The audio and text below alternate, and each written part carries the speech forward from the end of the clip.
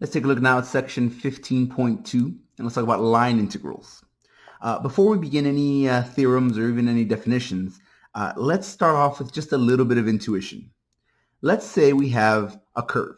Now, in the development of the theory and the definition, we'll actually talk about things in 3D.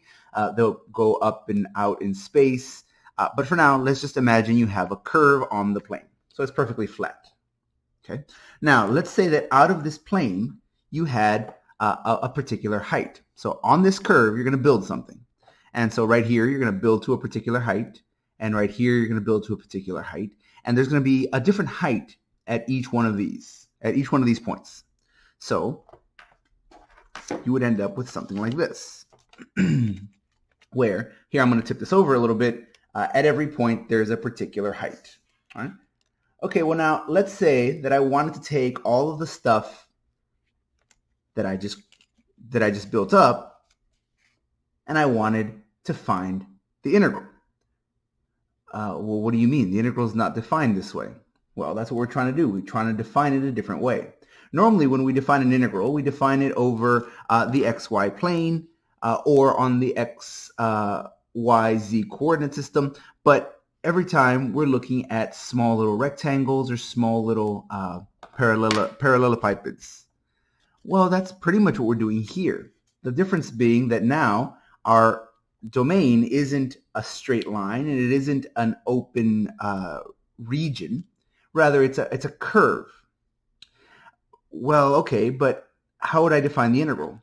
Well, I've pretty much already done that before. If you think back to Cal 1, what you do is you take this object and you break it into little tiny strips. And then once you've broken it into little tiny strips, you can add those together.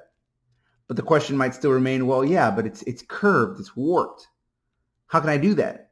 Well, if you flatten this whole thing out, it gives you a standard integral, the kind of thing that you would see as the limit of a Riemann sum in Calculus 1. So what needs to happen is this base needs to flatten out. In other words, we need to take this curve, whatever it is, and we need to be able to describe it in a way that's perfectly flat. Because when it's curved, we need to worry about rectangles in every direction. We need to worry about little tiny approximations in every direction. And so we get a curved surface this way. But if we flatten this out, then we're going to get a perfectly flat surface, which is the standard integral that we're familiar with. All right. So when we straighten this out, notice that, well, it largely is just dependent on how long this is, right? After all, if this has a certain length, when I straighten it out, it's just going to be a straight line that has the length of the original curve. So what we need to do is, as we straighten it out, we need to make a note of how long this was before we started straightening this out. All right? So let's go ahead and now formally state these ideas. So consider the definition as follows. Let f be a function that is defined on a region containing a smooth curve C. So you have a smooth curve that exists on, here this can either be done on the plane or in space. The definition works both ways, but my illustrations are all generally done on the plane because, well, I can't really draw anything beyond that. So you have a curve that is defined on, over which your function is defined. So here, if this is a point x comma y, and this is a point x comma y, and this is a point x comma y, all of these are points which you could substitute into your function. Okay? So let f be a function that is defined on a region containing this smooth curve. Now, of course, the function might be defined outside of this curve, but we're focused on this part. So your function is defined for a bunch of points, among which these points on this curve are also included. All right. We need this curve to be a finite length. If it's infinite in length, well, then everything's infinite, so nothing really matters at that point. Then we define what's called the line integral. The name is slightly misleading. It makes it sound like it should be a straight line. Sometimes it's called the curve integral or the contour integral, but line integral is the most common one, and it's the one this book uses. It doesn't have to be a straight line. A curve or a contour is also correct. Right? The line integral of f ds is equal to the limit as the norm approaches 0 of the sum as I goes from 1 to n of f of x sub I comma y sub I delta s sub I. For a third variable function, for a function with 3 variables, you have the same definition but with a third component to your function. All right, now this bears a little mentioning. ds. What is ds? We're familiar with dx and dy. In this course, we've become familiar with dA and dV, the differential of area or the differential in volume. What is ds? This is an infinitesimal arc length. Recall that s is means arc length. And in particular, recall that, let's put it over here. S for a curve in 2 dimensions is going to be given by the square root of x prime of t, quantity squared, plus y prime of t, quantity squared. And if you have something in 3 dimensions, the arc length is given by the square root of x prime of t, quantity squared, plus y prime of t, quantity squared, plus z prime of t, quantity squared. And this goes back a couple of chapters to chapter 13 when we discuss arc length. All right, now, what does arc length have to do with this integral? Well, this has a particular length. What I want to do is I want to straighten this out. I want to make it perfectly flat so that I can take an integral the way I'm used to, the way I could in Cal 1. Because once this is a perfectly straight line, I may as well just consider it the x-axis, and I can use everything that I'm used to. Okay, well, how do I flatten this out to a perfectly straight line? Well, the thing is I need to make absolutely certain that as I'm straightening it out, I don't lose any of its length. So here what you want to do is you want to approximate it using little tiny straight lines. Say, okay, so there we go. The contour C is approximately the sum of these little lengths. Right? So the arc length is approximately the sum of these straight lengths. Right? Oh, but now if I'm going to take the sum of a function times this how to say that? Times the lengths of these. Let's see here. Going back to my crudely cut out illustration, I have my base set up as a curve. All right, so this is curved out. I want to make it flat. So one way to do that is to say, well, let me go ahead and approximate it. Here, yeah, I know that base was supposed to be curved, but let me pretend that its base is made up of just straight sides, like that. Now, this right here is perfectly flat. So this just looks like a regular integral. Same thing over here. This base is perfectly flat, and this base is perfectly flat. But now that's not a very good approximation of my base, right? It was supposed to be curved, not 3 flat sides. Okay, so let me continue to bend it into smaller and smaller subunits. And now, even though each one of these bases is flat, they're going to be enough of them, and they're going to be small enough that it does approximate my curve.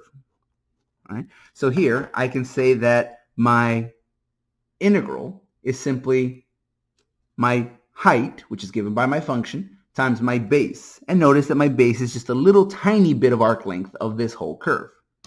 So we have that the area, meaning this area here, is f of x sub I comma y sub I, that's your height, times this little tiny bit of base, which is when we take a little tiny bit of something, we write it as delta. So this will be a little bit of s, a little bit of arc length. Okay, well now if I just take those and add them up, that's going to give me my approximation. So that's all this is saying. I have base times height. Okay, well, my base is no longer a perfectly flat line. Well, it can be if I consider it a little piece of arc length. Oh, but now if I have that, I can now take the limit as the norm of our partition approaches 0. When we say the norm of our partition, we mean the length of the longest one of these. Here, these may have different lengths, the little flat approximations. But if you take the biggest one and let that one go to 0, well, then all the ones that are smaller must also go to 0. If the biggest one is going to shrink, they're all going to shrink. So here, this will give us our line integral. All right, well, that tells us what we're looking at. We're looking at the height of these different points of a function that exist over this curve. We're looking at this object that's been bent around, and we've approximated it by making the bottoms flat and eventually flattening it out this way. But that doesn't tell us how we do it. It just tells us what we're doing. We're finding an integral over this curve. Well, now let's take a look at how to do it. Whenever we are flattening this out, what we want to do is we want to take this thing which has 3 variables. All right? There's x and y right here on the curve, and then z would be the height at each one of those points. Or even more, I would have something that's in a curve that's in 3D. Here, this would have length, width, and height. And then at each one of these points, I would have a 4th dimension. Well, okay, but integrating over 3 and 4 dimensions is complicated. The whole idea of what I'm doing is I want to make everything perfectly flat so that it behaves like what it did in Cal 1. Well, this is what allows us to do that. This tells you how long this curve is. So if we parameterize the length of our curve, then we can write this not with respect to 2 variables, x and y, or with respect to 3 variables in space, but with respect to a single variable, that parameter. So this brings us to a theorem, and this is going to show us how to find our line integrals. So let's begin with a function that's continuous. In fact, let's begin with just these conditions here. So let f be a function. Notice I don't say f of x, y, or x, y, z, or anything else, because this does apply to any number of dimensions. Let f be a function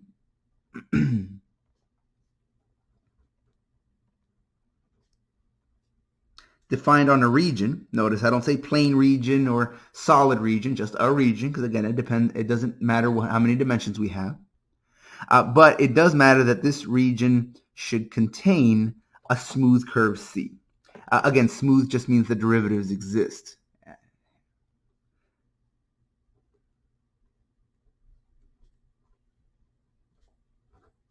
Okay. So now let's parameterize that. Let C be given by the parameterization. Let C be given by R of t is equal to, and this is going to be a vector valued function, so here I'm going to write this as a vector, is going to be given by a parameterization where the first component is x of t and our second component is y of t. So let C be given by this parameterization, this vector valued function. Then the line integral over C of f of x, y ds is given by a standard integral from a to b of f of x of t comma y of t times the square root of x prime of t squared plus y prime of t squared dt. So what this theorem is saying is, okay, I know I have a contour, I know I have this curve, but it can be parameterized. Well, since I'm parameterizing it, x isn't really x, it's a function of t. Y isn't really y, it's a function of t. Okay, so I really only have t as a variable. So instead of taking an integral over several variables, I'm just going to do a regular integral over a single variable, the only one that matters. Here, this f of xy is going to become f of its parameterization. We're going to use these substitutions in here. But then again, this curve is going to be flattened out to be thought of as a single variable. Oh, okay, so I want to make sure I don't lose any of its length. Make sure you don't cut yourself short. Oh, well, we'll ensure that by making sure that we keep the same arc length. So take the arc length of this vector valued function from the beginning of the curve to the end. The same thing is true in higher dimensions. Here we're going to name it for just 2 and 3, but of course it can be thought of in higher dimensions as well. Let C be given by R of t is equal to x of t, comma y of t, comma z of t, like that. Then the line integral of f over the line c is given by, again, a standard integral from a to b of f of x of t, comma y of t, comma z of t. Again, note that there's going to be a substitution here. We're not going to leave x and y and z. We're going to substitute them for their parameterizations times the arc length, this time in 3 dimensions. So that's going to be x prime of t squared plus y prime of t squared plus z prime of t squared with respect to the only variable that's left, and that's with respect to t. All right. So let's take a look at some examples of how to do this.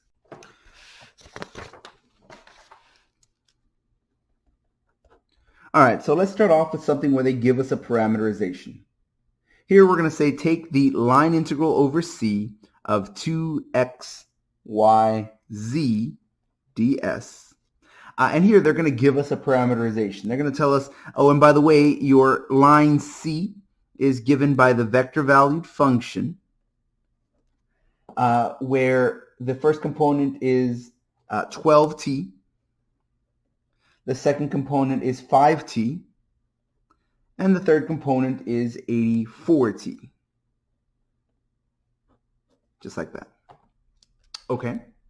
So what our theorem says is I don't have to deal with 3 variables. I don't have to deal with x and y and z. I can parameterize all of those with respect to a single variable, namely t. So here, I'm not going to write this as 2 times x times y times z. Here, I'm going to write this as 2 times, well, let's see, my x is 12t, my y is 5t, and my z is 84t. Just like that. Which here we can even multiply that together. That's 1080. Sorry, misplaced my decimal place. That's going to be 10,080. There we go. I was thinking 1,080. 10,080 t to the third. Okay. I forgot something up here. This would be infinite in length because, of course, t can be any number. Here they've given us a set of boundaries. We've been told t goes from 0 to 1. So here t goes from 0 to 1.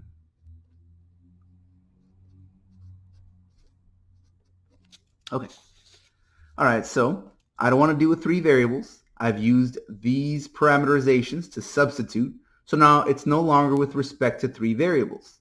Now it's with respect to just a single variable, which is t.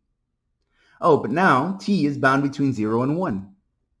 So those are our boundaries of integration. Notice this is not a multiple integral. This is not a double integral or a triple integral. It's just a regular integral, the kind you'd see in Cal 1. Oh, but now we have to multiply this by the arc length of this curve. So that's going to be the square root of, we're going to take 12t prime. I take the derivative of that one, and we're going to square that. Plus, we're going to take 5t, we're going to take the derivative, and we're going to square that. And then we're going to take 84t, we're going to take the derivative of that, and we're going to square that. Okay, so that's going to be times the square root of, let's see, that's 12 squared is 144. That's 5 squared, that's 25.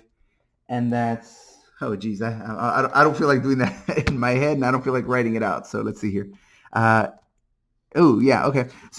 Plus 7056, which if I add 25 and then add another 144, that'll give us the square root of 7025, which is just the number 85. Oh, wow, that's a Pythagorean triple.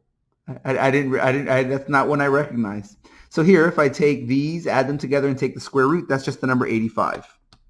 And all of this will be with respect to t. So here, that's just going to be the integral from 0 to 1 of 10,080 t to the third times, that's just the number 85 dt, which is really just the integral from 0 to 1, 85 times 10,080 is a very, very large number there, is 856,800 t to the third power dt. Don't blame me for these numbers. This is straight out of the book. This is just one of the homework problems, number 10, I believe. And now here, this is just a straight up integral. Let's go ahead and use the power rule on this. That's going to be t to the fourth power over 4 times that very large number, which I'm pretty sure does divide by 4. Evaluated from 0 up to 1. Let's see, if I take that, that's going to be divided by 4. That's going to be 214,200. 214,200 t to the fourth, evaluated from 0 up to 1. Obviously, plugging in 0 there makes the whole thing 0, so we just worry about 1, which is going to be 1 times that number, which gives us that number. So in the end, the line integral, notice we just did an integral over 4 dimensions. Here, the domain was with respect to 3 variables, x, y, and z. So that means that a function of x, y, and z would have given us a 4th dimension, would have given us a w or something like that. Yeah? But by flattening it out, we don't have to deal with 4 variables or even 3.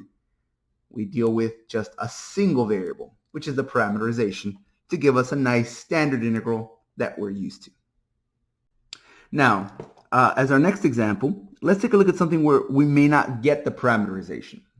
There is sometimes the need to make our own.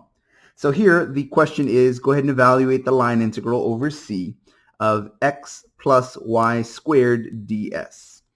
And that one looks pretty nice. All right, you have 2 variables. But here, we're not given a parameterization of c. Instead, we're given an illustration. If you are looking in the textbook and following along, you won't find this one, mostly because I started doing a problem and I accidentally mixed 2 problems together. I ended up with a problem which is perfectly doable but doesn't look like anything in the book. So here I'm going to go with this one. So here's a curve, and it is parabolic. This is 0, 0. Up here is going to be 5. Over here is going to be 5. Down and over. Okay. So here we're going to have this line integral, and we're going to have an orientation. Notice that because this is a parameterization, there is a concept of the passage of time. Namely here, when t is equal to 0, when time is equal to 0, you're at the point 0, 0, 0. When you're at t is equal to 1, you're at the point 12, 5, 84. And there's an order to that. You go from 0 up to 1. So here, there is a sense of orientation. This curve started at 0, 0 and ended up at 12, 5, 84. Same thing over here. There's going to be a sense of orientation. It's going to start from the origin. It's going to go up to this point, then straight down, then straight back across, back to the origin. Okay? All right, so let's see how this works out. First of all, note that you'd have a very difficult time giving me a parameterization that behaved like a parabola sometimes, and that behaved like a vertical line sometimes, and that behaved like a horizontal line sometimes. Whenever you see something like this, which has different behaviors, you may wish to do this piecewise. That is to say, I may not wish to think of this as a single line. I may wish to think of this as 3 separate lines. Call that one C1, C2, and C3. I'm doing that so that they stay in order, right? C1, C2, C3. So here this integral can be thought of as the integral of C1, x plus y squared ds, plus the integral over C2 of x plus y squared ds plus the integral over c3 of x plus y squared ds, like that. Whenever you have something that can be parameterized with a single parameterization, awesome. You'll have a single circle, a single parabola, a single something. But other times you'll have something which has different behaviors at different portions. And so it's usually convenient to break it into separate integrals and evaluate each one on its own. So here, before we can actually start doing anything, we need to parameterize, because our parameter will give us not only this arc length, but it'll tell us what substitutions we're using for x and for y. All right, so let's parameterize here. C1. Okay, well, C1 is going to be a parabola. You're going to start at 0, 0, and you're going to go up to 5, 5. Well, one way to parameterize something is just to take the independent variable and call it t, and take the dependent variable and call it the same function, but with respect to t. In other words, one thing I might say is here, let me just say x is equal to t, and now instead of saying this is y equals x squared, I can say y equals to t squared. So I can do that. That's going to be x of t is equal to t, and I can say y of t is equal to t squared. Okay. Now, I still need some boundaries. I need to know when t is starting and where t is going up to. Oh, well, here it's pretty obvious. If x is just t, well, then I know x goes from 0 to 5. So I can say t goes from 0 to 5. Now, there's one reason why I might not want to do that, and that's because in a little bit I actually have to integrate all this stuff. And bigger numbers are sometimes a little more complicated to keep track of. Now, of course, in the end, we will get the same answer. But so here, I might think, okay, I want t to be bound between 0 and 5. But I'm going to go ahead and do it this way. I'm going to say t is bound between 0 and 1.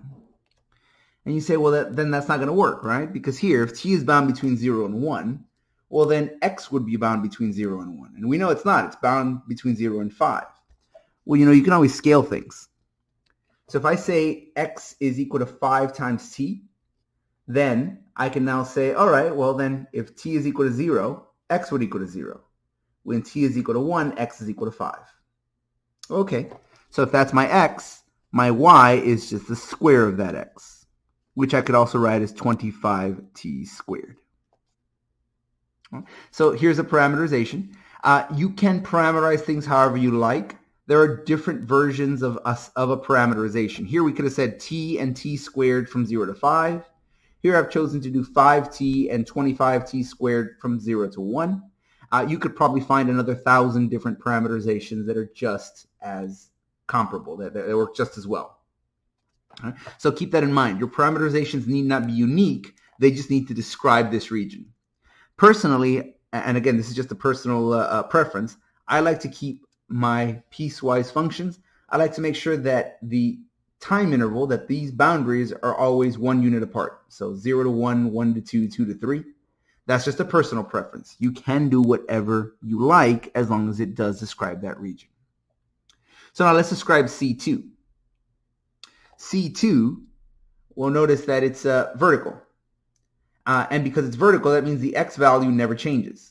So here, the parameterization of x is just a constant. Here, for every point along this curve, x is equal to 5. Okay, so that's just constant. Now, my y value is not constant. It's going down.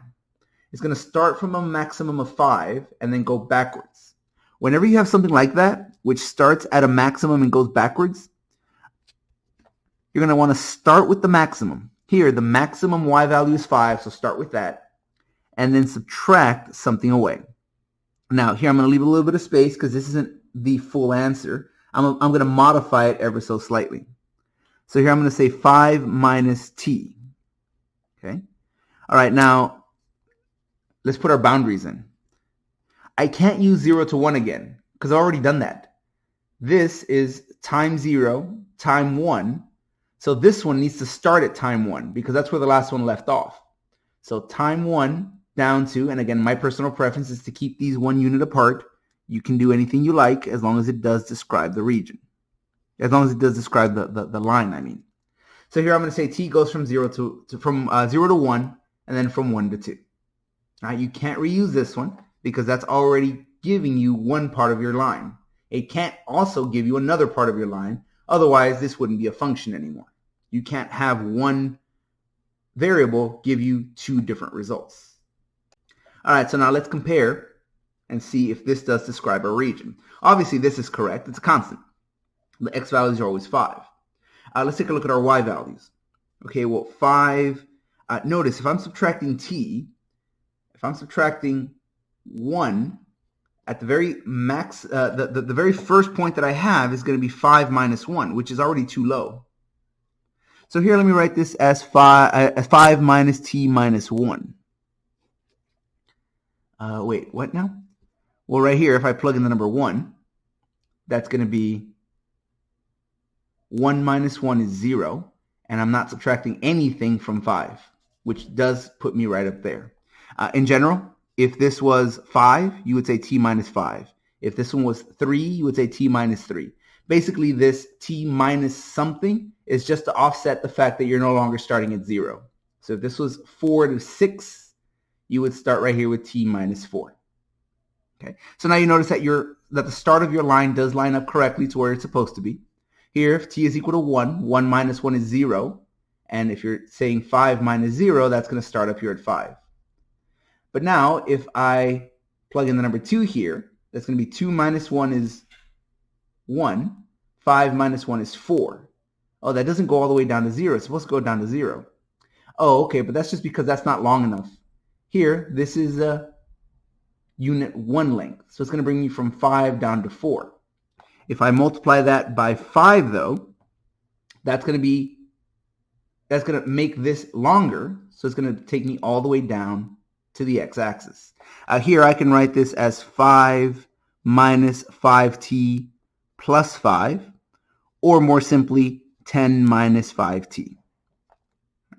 This is to offset the fact that you're no longer starting at 0. This is to make it long enough to cover the entire line. This is because you started at 5. And here you can even check it. If you plug in 10 minus 5, that's going to be 5. Okay, that's where I was supposed to start. And if you plug in 2, 10 minus 10 is 0. Yeah, that's where I'm supposed to end. I'm supposed to start at 5, down to 0. So this will give me a parameterization of C2. All right?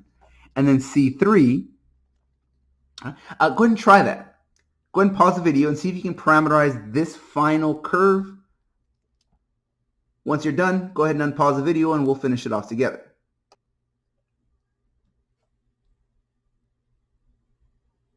All right, so let's take a look here. Note that your y value is constant. Your y value is always 0. So over here, I'm just going to say y of t is equal to 0. And I'm done with that. Here, I need my boundaries, t, to be bound between, well, I've already used 0 to 1 and 1 to 2. Now I need 2 to 3. All right, always pick up where the last one left off. All right, so now I need x of t. Well, x is starting from 5. So let me start from 5. And I'm going backwards, so I'm going to subtract t. Oh, yeah, but I'm not starting at 0 anymore. I'm starting at 2. Okay, so that's t minus 2, like that. So here, let's see. If I say t is equal to 2, 2 minus 2 is 0. 5 minus 0 is 5. Yeah, that's where I was supposed to start from. I was supposed to start from 5. But now, if I plug in 3, 3 minus 2 is 1, and 5 minus 1 is 4. That only brings me back a little bit, not all the way.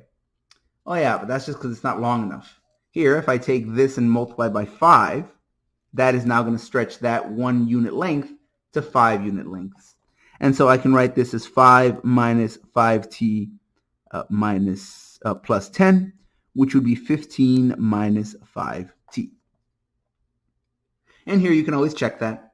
I'm supposed to start at 5 and end at 0. So let's see. If I start here, that's 15 minus 10, that's 5. Okay, that's a good starting point. If I plug in 3, that's going to be 15 minus 15, which is 0. Oh yeah, that's the correct ending point. So here are my parameterizations. Here, let me write them a little nicer. I have, well, I'm going to need more space, so let's go to the next page.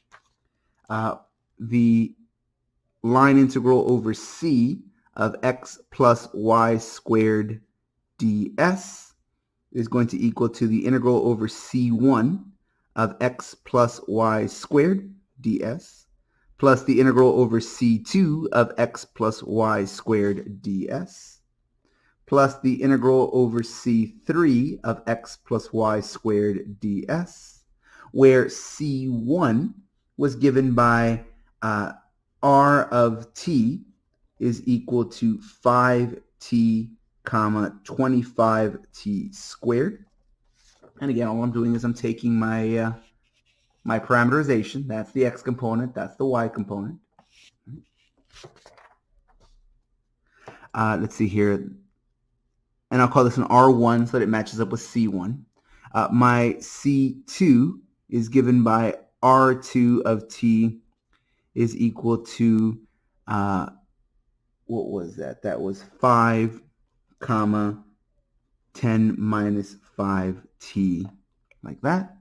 And then my parameterization of C3 was R3 of t is equal to 15 minus 5t comma 0.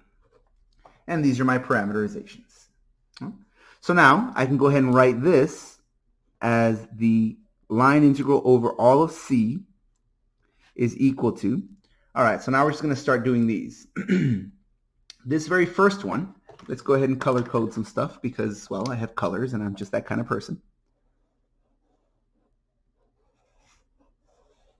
All right, so that's going to be the integral from, oh, I'm forgetting something. I'm forgetting my bounds here. That's from 0 to t to 1. Here, t is from 1 to 2. And here, t is from 2 to 3. All right, so here, c1 is going to be the integral from 0 to 1. My x's are being replaced by that, so that's going to be 5t. Plus, my y's are being replaced by that. It's going to be 25t squared. Notice that y is being squared, which means 25t squared is being squared. Now I'm going to take that and multiply by the square root of the sum of the squares of these derivatives. So here if I take the derivative of 5t, I just get 5 squared. If I take the derivative of 25t squared, I get 50t. And again, the whole thing is squared, like that. And then that's with respect to just a single variable t. So here, these are your boundaries. This replaces your x. This replaces your y. If your y is being squared, well, then that's being squared. And then you're going to multiply by the square root of the sum of the squares of these derivatives. So take the derivative there, take the derivative there, square, add, and square root. That's basically just the arc length.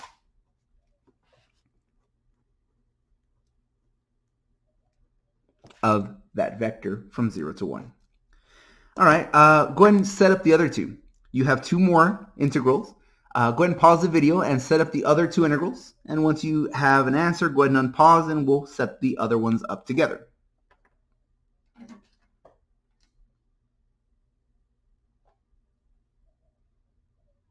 Okay, so let's try this next one here.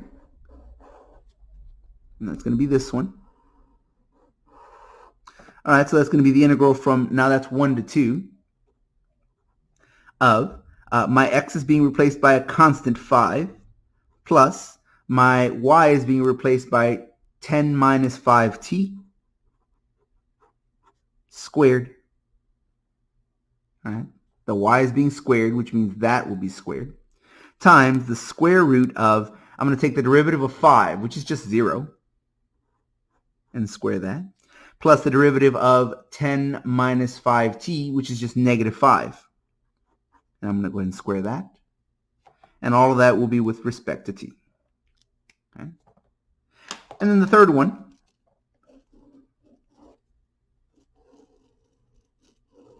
that's going to be an integral from, now it's 2 to 3.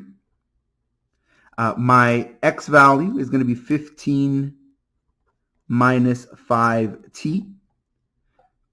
Plus, my y value is just 0. And, well, squaring 0 is still 0. So it's really just 15 minus 5t. times the square root of, and again, I'm going to take the derivative of this one, which is just negative 5, and I'll go ahead and square that. The derivative of 0 is still 0. Square that, just like that. Okay? So that's going to give us the integral from 0 to 1 of, let's see, that's going to be 25t to the 4th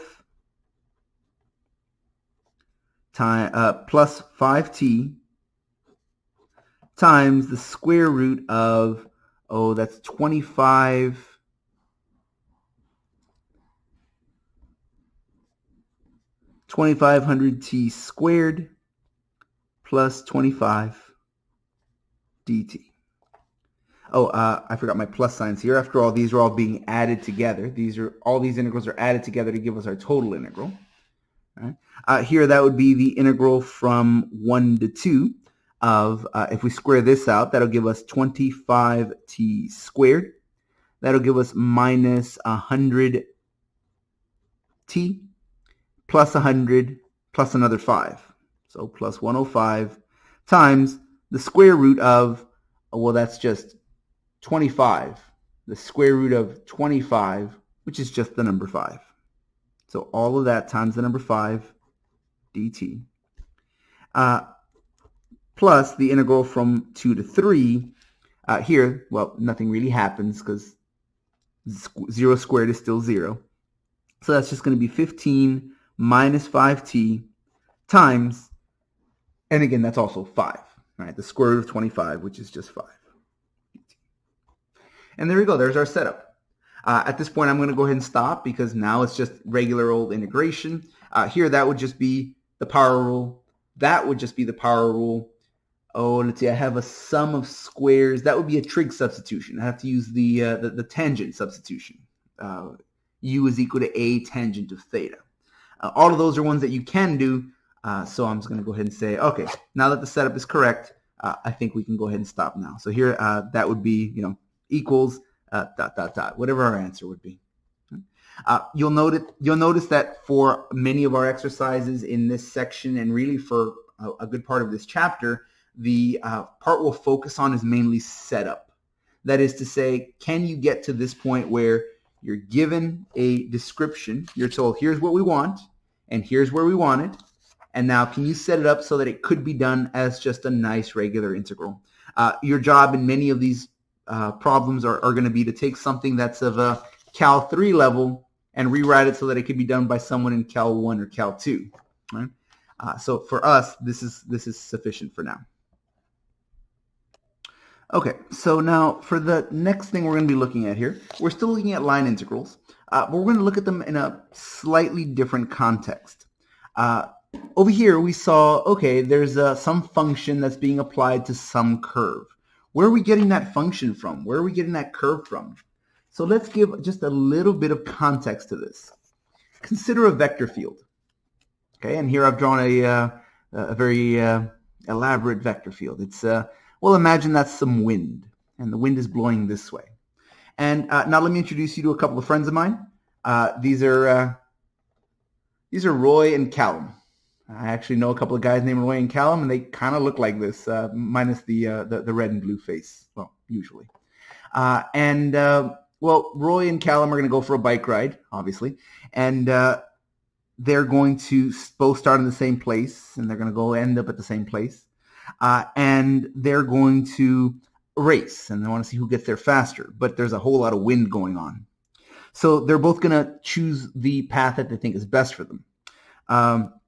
Here, Roy is going to take off, and he's got a strategy. He figures he's going to take the brunt of the wind first. He's going to go straight into the wind while he's still strong early on in the race, and then he's going to start to get tired, but at this point he can turn, and then the wind is at his side, which is nowhere near as bad. So he's going to use up his energy as much as he can early on, and then have an easier ride all the way in. All right. Now, Callum here has a different idea. He thinks he's going to go along this way and ease into it to warm himself up, and then after he's warmed up and he's ready to haul, he's going to turn and then go directly into the wind, and that might be Well, maybe a good idea, maybe a bad idea. Now, a third strategy might be to start from here and just go straight on. And you say, well, that's obviously the best way to do it. It's the shortest distance. Well, maybe, but if you're going this way, you're always against the wind. You never get a break, ever, from beginning to end. So here you say, well, what's the best strategy? Well, that's kind of what we're going to be looking at in the coming sections. Obviously not related to bike racing, but the idea of how do I quantify this? Here, I'm doing some amount of work. Work is measured in watts. I have to put out a certain number of watts to get from here to here. I want to do the least amount of work because assuming that we're both in equal shape, I want to be able to get there faster than you, right? So if we can both put out the same number of watts, we want to figure out which path takes the least amount of watts. Okay, well, consider that their path along this vector field is nothing more than a curve. Whichever path they've decided to take, it's going to take them through this vector field. But now, at this point of my vector field, I can assign a vector to that point. After all, that's what a vector field is. It's a field that assigns a vector to every point along this curve. And so, if I assign those vectors to this curve, I can now add those vectors together along this curve. I can say, oh, on this point of my curve, I have a number. There's an absolute value. There's a magnitude. There's an amount of work that I have to do to move away from this spot. Oh, okay, so then the amount of work that I'm doing is simply a function of my position. Or in other words, we're adding up the values of a function, or we're adding up the values a function takes over a line. And hence, it fits the definition of a line integral. So this kind of line integral is what we get when we take a line, when we take a path through a vector field. So let's go ahead and define and quantify those. So definition, let's go ahead and take, let's see here, definition. Let F be a continuous vector field. Here, note I'm not putting any number of dimensions on this. This can exist in 2 or 3 dimensions. It doesn't matter. It can be a planar region or a space, a region in space. So here, let F be a continuous vector field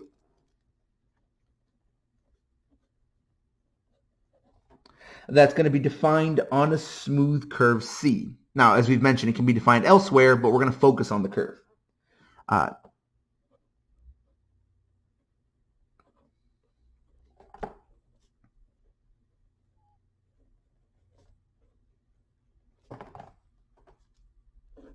Okay. And again, smooth just means that the derivatives exist. We can define the first derivative, and it is defined. Okay. So let's let that be given by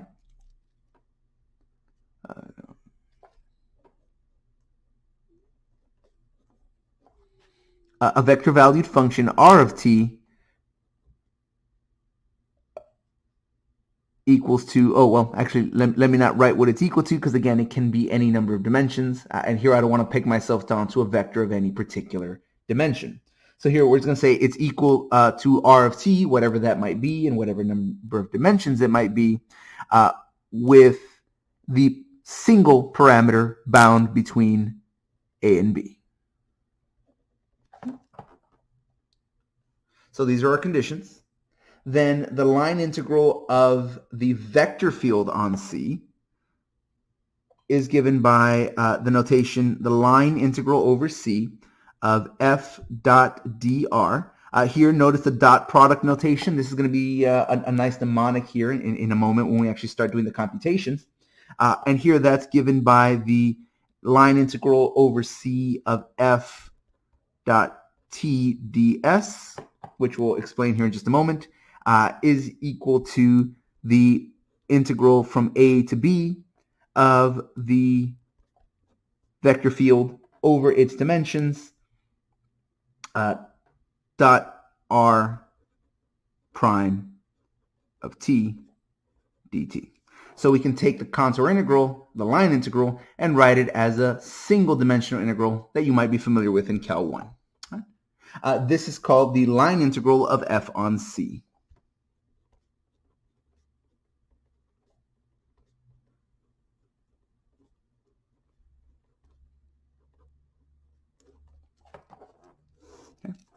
All right.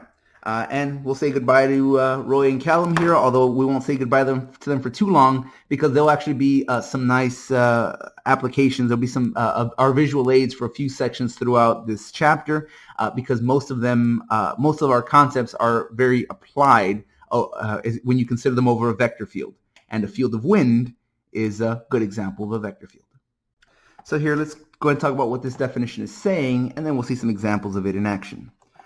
Consider you have a contour that's in space. So here, let's keep things on the XYZ coordinate system, and that's for the sake of illustration. This can work on other systems as well. So let's consider now a curve that looks maybe like that, and this is meant to be in 3D, and it's got an orientation. All right, so now what I'm trying to do is I'm trying to figure out how much work is happening as I'm passing through a vector field. So here, there's a vector field going, some direction. It doesn't really matter, something like that. Okay. So now, at each one of the points on this curve, I can assign a vector. Okay, so something that looks like this. And let me use one over here. That way, it stands out a little bit more. So here, there is a vector that is assigned to this point on my curve. All right. So now, from this vector, f, which is just one of the vectors of my vector field, notice that I have, from here, I have a unit tangent vector. All right, where t is a unit tangent vector.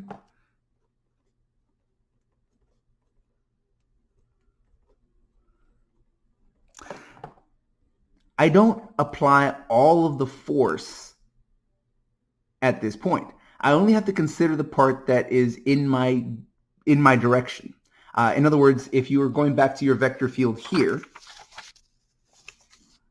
if I'm traveling along this path right here and the wind is hitting me on the side, I don't really have that of slowing me down when I'm riding on a bicycle. All right? But if it's head on, well, then it's going to slow me down as much as possible. If I'm riding at an angle, well, then it's going to slow me down, but not as much as if I were taking it head on. So here, what we're saying is the amount of force isn't always going to totally affect your motion. It's only going to affect you depending on, how much of that force is in the direction that you're worried on, that you're worried about. So let's remind ourselves of how projection works. The projection of F onto T, that is what we're looking at here. We're looking to see how much of that force is in the direction of your unit tangent vector, in the direction that you're trying to travel. Going back to trigonometry, the formula for projection is F dot T. In trigonometry, I believe you see it as A and B, or maybe U and V, depending on your instructor. It looks something like this. That's F dot T over the magnitude of T times T over the magnitude of T. Sometimes they write this together as magnitude of T squared, but here I'm going to leave this separate. Okay. Note that this is a number. It's a scalar. You're taking the dot product of two vectors, so it's a scalar. The magnitude of a vector is a scalar, and a scalar divided by a scalar is also a scalar. Notice this is a vector. But notice it's a unit vector since I'm dividing it by its own magnitude. Okay, so this has size 1. So the size of my projection is based entirely off of this number. This has size 1, so whatever I'm multiplying it by, that's going to be the size of my projection. But that's what I want. I want to know how much of this force is in the direction that I care about. So even though this is the formula for projection, what I want to do is I want to find the absolute value, the magnitude of my projection. I want to figure out, okay, how much as a number, not as a vector. Oh, but if this has magnitude 1, then all the magnitude will come from just this number. So here the magnitude of my projection is going to be F dot T over the magnitude of t. But again, t is a unit tangent vector, which means its magnitude is 1. That's what unit tangent vector means. It means the magnitude of t is equal to 1. Okay, so here, that's really just going to equal to f dot t over 1, which is f dot t. So here, the amount of force that is being applied at this point is just given by f dot t. And you see that there. Okay, so now what I want to do is I want to figure out, okay, how much force am I applying here? Well, force is happening at each individual point. What I want to know is what's the total amount of work that I'm trying to do. You may or may not have taken university physics yet, but here a very quick and probably oversimplified definition. Work is equal to force over distance, force times distance. The word over is an unfortunate use there, right? It made it sound like division. Work is equal to force times distance. Well, that's your force. That's F dot T. All right, so my work is equal to force times force dot the unit tangent vector at that point times distance. Well, again, that's a smooth curve. I can break smooth curves up into little tiny chunks, into little tiny straight lines. I can approximate using little tiny straight arc lengths. So here, I want to take my distance, and I want to consider it over, not a curve, because that's complicated. I want to consider it over a little tiny segment, which is basically straight. So here, the work is approximately equal to that force times our distance, which is a little tiny distance of arc length. Delta S, a little bit of arc length. Okay, but now that's just a little tiny bit of work. It's not the entire bit it's not all the work that I did over this curve. It's only the work over that little tiny bit. Oh, so you know what? Let me call this delta W. A little bit of work is equal to force times the unit tangent vector times that little tiny arc length. Oh, but again, I want to find all of the work. Okay, so let me write this as the sum as I goes from 1 up. Wow, how did I miswrite the number 1? And I goes from 1 up to n of delta W. Again, there's going to be different amount of work at different places. So here there's going to be different W's. So W sub I, we'll index that, is approximately equal to the sum as I goes from 1 to n of F of n times t of n delta S sub, these should be i's. I'm using I as my index. So F sub I times T sub I delta S sub I.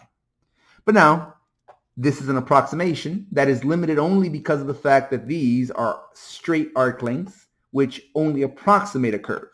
If we now take the limit of the partition, if we let this partition approach 0 and let the length of these arc lengths approach 0, if we take the limit as the norm of our partition approaches 0, of the sum as I goes from 1 to n of delta W sub I, that is now exactly equal to the limit as the norm of our partition approaches 0, of the sum as I goes from 1 to n of F sub I dot T sub I delta S sub I, but this right-hand side perfectly matches the sum of the product of, the limit of a Riemann sum, where here we consider this our function and this our differential. So here that's equal to the integral from some bound to some other bound of F dot T with the differential in terms of S. Right? And that gives us this stretch of the definition here. So here, the line integral of the vector field over that contour, over that curve, is given by the line integral of f dot t ds. My apologies. That's still over C. We haven't defined boundaries yet.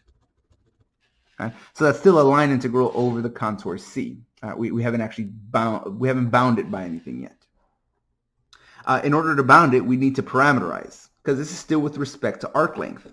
But now, if we parameterize, there we go, our curve, C is given by R of t. Right? And here I'm not going to tell the number of dimensions because, again, it can work in any number of dimensions. It's just given by some vector-valued function. Then we can rewrite this expression in the following way. We can say f dot t ds. Well, that's going to be f. Now remember, the unit tangent vector is simply given by the derivative of the contour. Right? If you have your contour, the unit tangent vector is given by the derivative, but since it's unit, it's the derivative divided by its own magnitude. So that's going to be f times the derivative of the equation that gives you your path divided by its own magnitude. Just like that. But now, ds, we saw in a previous definition that, let's see here. Oh, our ds can be written as the square root of the sum of the squares of the derivatives of the vector-valued function. Oh, in other words, you're taking the magnitude, because that's how you find magnitudes, right? You take the square root of the sum of the squares of components. You're taking the magnitude of r. Oh, wait, no, you're not. These are not the components of r. These are the components of r prime.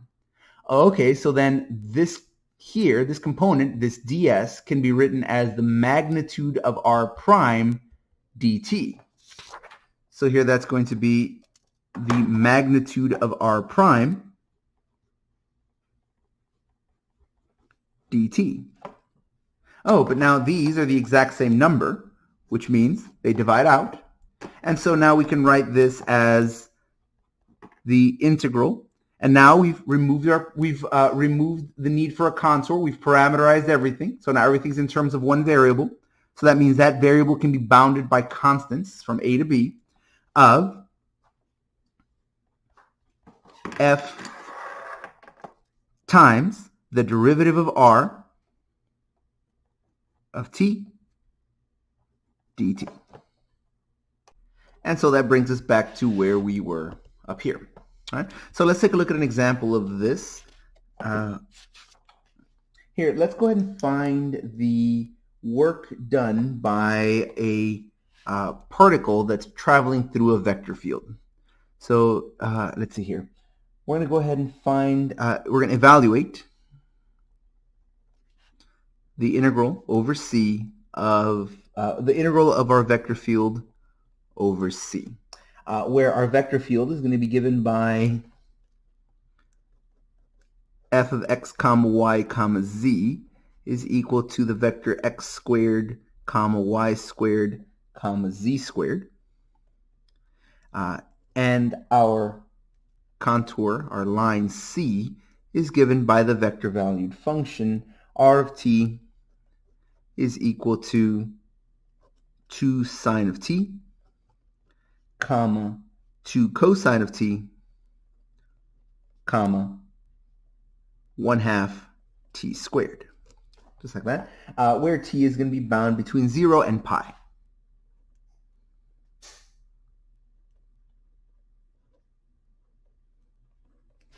All right, so there we go.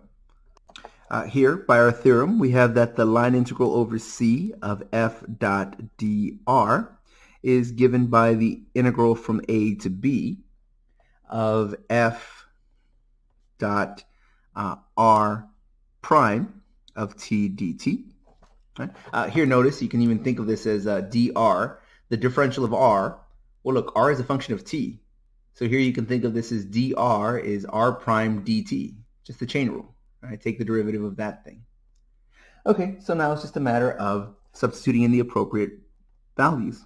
Here we have the bounds from 0 to pi. Okay, so that's from 0 to pi. We have f, which is x squared comma y squared comma z squared, dot, here we're going to take the derivative of r, which is component-wise 2 times the cosine of t, comma 2 times negative the sine of t, so let's write that as negative 2 sine of t, comma, that's going to be what? Just t. like that, dt. So that's f dot the derivative of r. And now, given the way dot products are expressed, we can just write this as the product of those, the product of those, and the product of those. Now, at this point, you might notice, oh, look, my variables are not matching. So even though this is the correct product, we can write this as the integral from 0 to pi of, remember, x, y, and z are not variables. They're functions. Here, these are the functions represented by x, y, and z. So here we can write this as 2 sine of t quantity squared, comma 2 cosine of t quantity squared, comma 1/2 t squared quantity squared. That's what happens when I square my x, square my y, and square my z.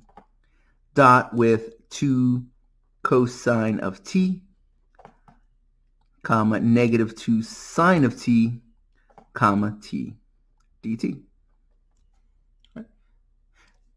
We can go ahead and now take the dot product. That's the integral from 0 to pi of, let's see here, that's going to be 4 sine squared of t times another 2 cosine of t.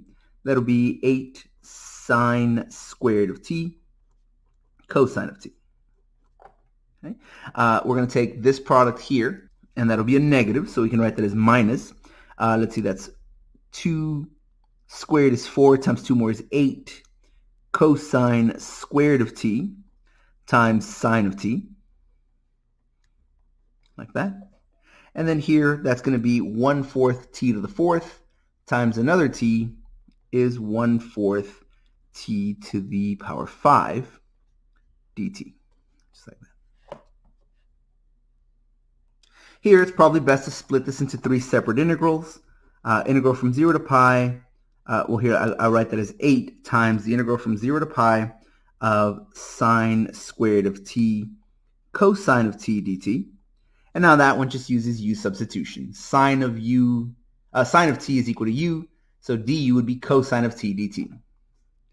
Here I'll write this as, and I'm going to write this in a slightly less than obvious form, just so that my substitution works out nicely here. I'm going to keep my 8 here, but I'm going to absorb my negative in this way. That way I can write this as cosine squared of t times negative sine of t dt. And here, notice that is a u substitution. If cosine of t is equal to u, then du is negative sine of t dt. So here I took advantage of that negative, brought it in here. That way that's exactly the derivative of the cosine of t. And then here I'm going to write this as 1/4 times the integral of, let's see, t to the 5th dt. And now each of those are evaluated from 0 up to pi, just like that. So now these integrals are nice and easy to take. We can write this as 8 times sine to the 3rd of t over 3. We can write this one as 8 cosine to the power 3 of t over 3 as well. Plus, the antiderivative of this would be t to the 6th over 6, but there's already a 4 here, so the 6 that would be here times that 4 will give us 24, and that's going to be evaluated from 0 up to pi. Okay. If we substitute in pi, sine of pi, it's going to be 0, so that'll be 0 plus cosine of pi is negative 1. Raise that to the 3rd power, that's still negative 1, so that's going to be negative 8 over 3. And if we plug in pi right here, that's just going to be pi to the power 6 over 24. Minus, if we plug in zeros here, the sine of 0 is 0, so that's just 0. The cosine of 0 is 1, and so that's going to be 8 times 1 over 3. That's 8 over 3. It's positive.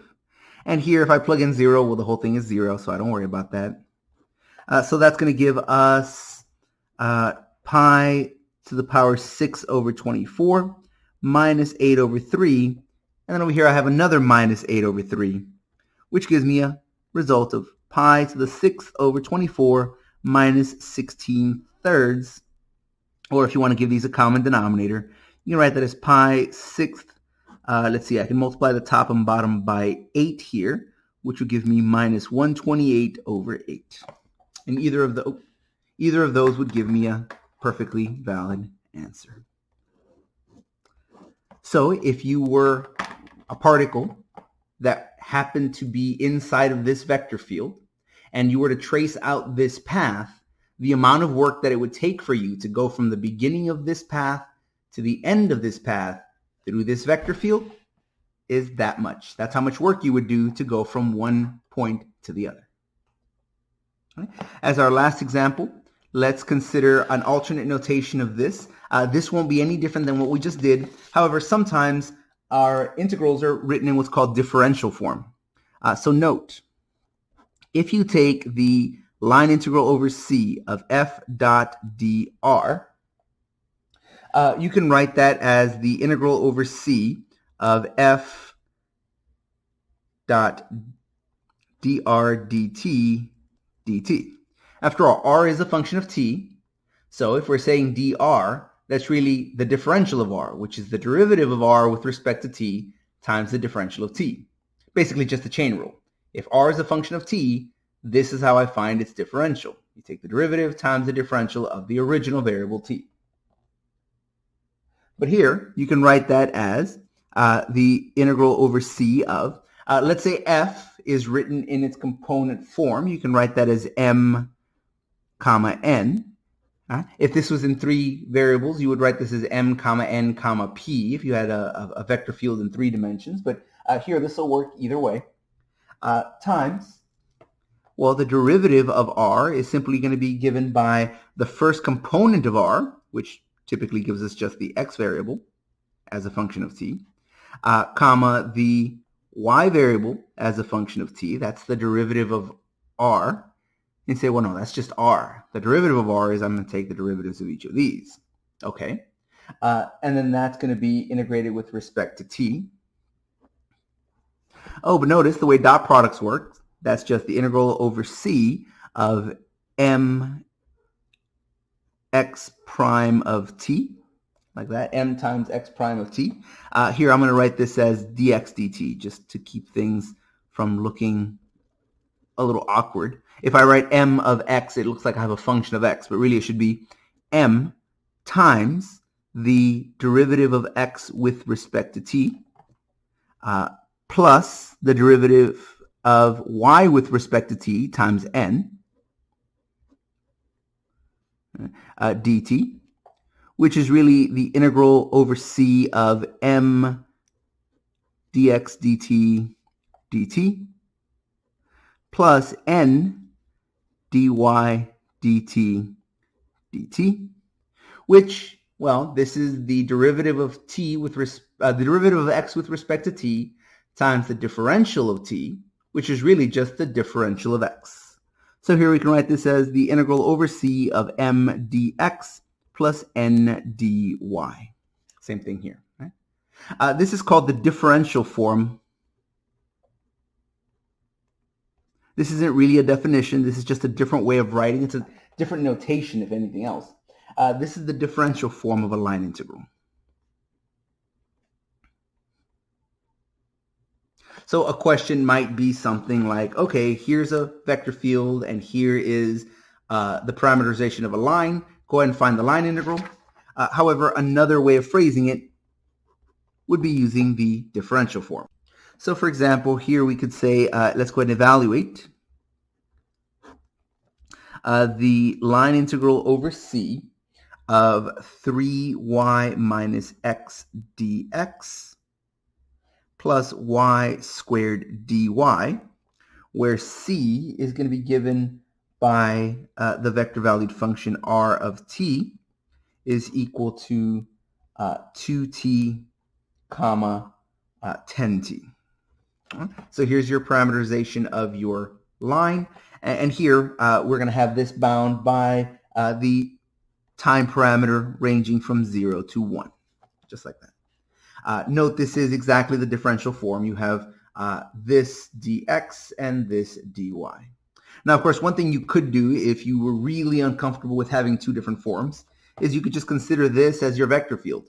It's this comma this. That would be f. Right, just back over here. your f would be made up of this comma this. And if you had any more terms, it would be, well, you could have something in 3 variables, this comma this comma this. And your r is given as usual. Right? So if you're very uncomfortable with this alternate form, you could always rewrite it back in the other form.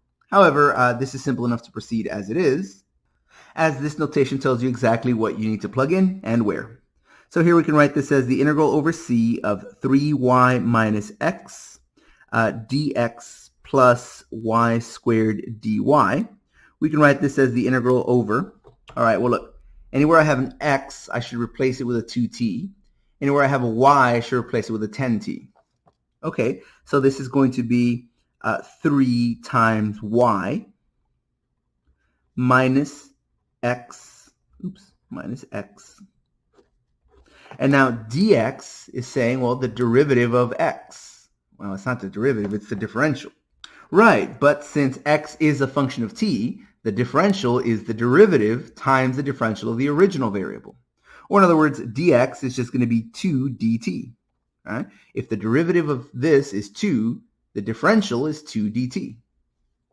Over here, I do the same thing. This y is replaced by 10t, and since y is being squared, well then 10t is being squared.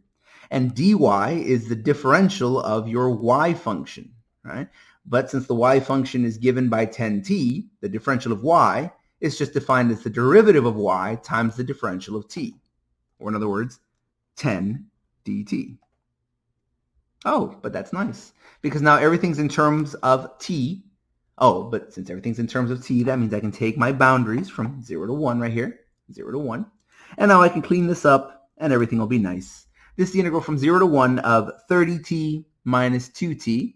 That's going to give me 28t times 2t, times 2 dt, plus squaring that's going to give me 100t squared times 10 dt, which I can just write as the integral from 0 to 1 of, that's going to give me 56t dt plus 1000t squared dt. And of course, that's all one differential. So instead of writing this as two separate integrals, I can always just write this as the integral from 0 to 1 of 56t plus 1000t squared dt. And I honestly have no idea why I keep switching back and forth between one line and 2 lines. Oh well. So now we can go ahead and take the antiderivative of this. This is polynomial, which is wonderful because that means we can use the most elementary techniques for antiderivatives, and that's the power rule. Here we can write this as 56t squared over 2 plus 1000t to the third over 3, and that's evaluated from 0 up to 1. Obviously, substituting in 0 for the value of t gives us 0 everywhere, so all that matters is substituting in the value 1. So here this will give us 56 over 2 times 1 plus 1000 times 1 over 3. Those both become 1. And this will give us what? 28. Oh, here, let's just give these a common denominator.